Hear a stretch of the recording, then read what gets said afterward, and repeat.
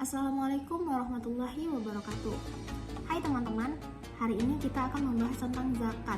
Yang pertama-tama, apa sih itu zakat? Nah, zakat merupakan memberikan suatu bagian tertentu dari sebagian harta dengan satu ketentuan khusus.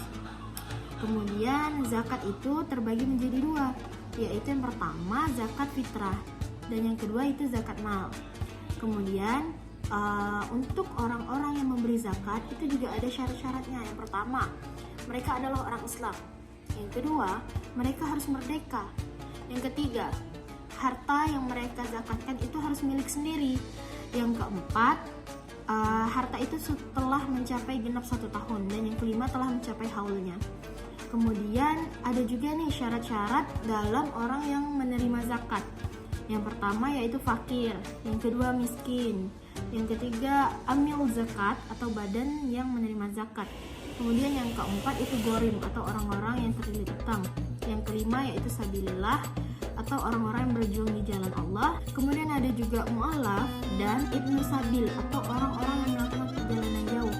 Nah, kemudian ada juga nih ayat-ayat yang menjelaskan tentang zakat.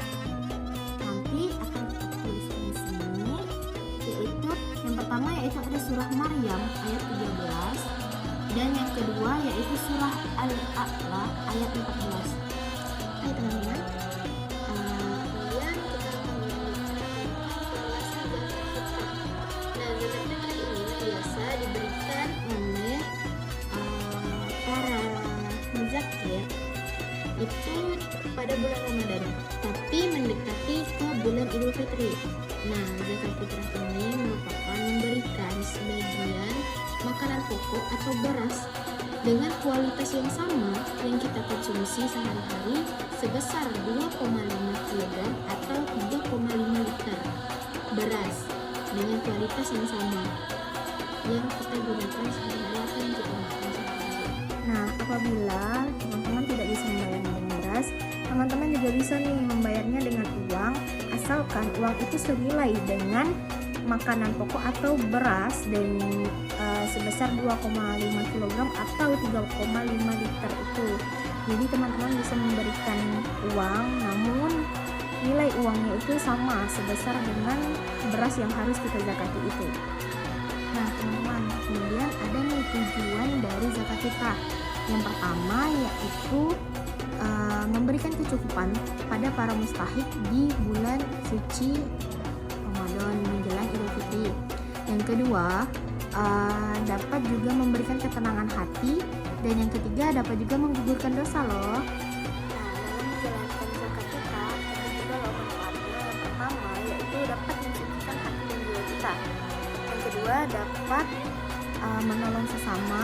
Yang ketiga dapat meningkatkan rasa syukur. Yang keempat dapat menggugurkan dosa, dan yang kelima atau yang terakhir yaitu dapat menjaga solidaritas kita.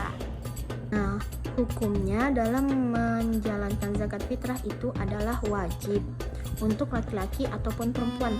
Namun dengan syarat bahwa laki-laki atau perempuan itu mampu dalam membayar zakat fitrah.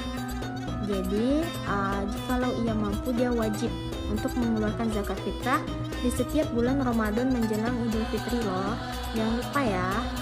Nah, sekarang kita akan membahas tentang zakat mal. Zakat mal merupakan zakat kekayaan yang harus dikeluarkan 1 tahun sekali apabila dia telah mencapai nisabnya. Itu ada emas, ada perak, dan ada juga mata uang. Untuk syarat-syarat pemberi zakat mal sama juga dengan syarat-syarat pemberi zakat fitrah.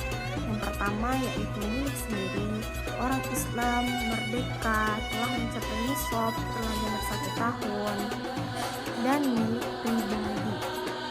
Kemudian untuk penerima zakat mal sama juga dengan penerima zakat fitrah itu ada orang Islam, ada fakir, ada miskin, ada mu'alaf, ada gorim, ada sabilillah, dan ada ibnu sabil. Nah, untuk nisab zakat emas yaitu nisab emas bersih sebesar 20 dinar atau setara sama dengan 12,5 ons sterling atau sama dengan 96 gram. Nah, zakatnya itu sebesar 25%. Nah, kemudian itu zakat perak. Zakat perak itu sebesar 200 dirham atau sama dengan 672 gram. Zakatnya sebesar 2,5% apabila sudah mencapai genap 1 tahun. Kemudian zakat uang, untuk zakat uang itu sebesar 25% atau 1/4 dan sama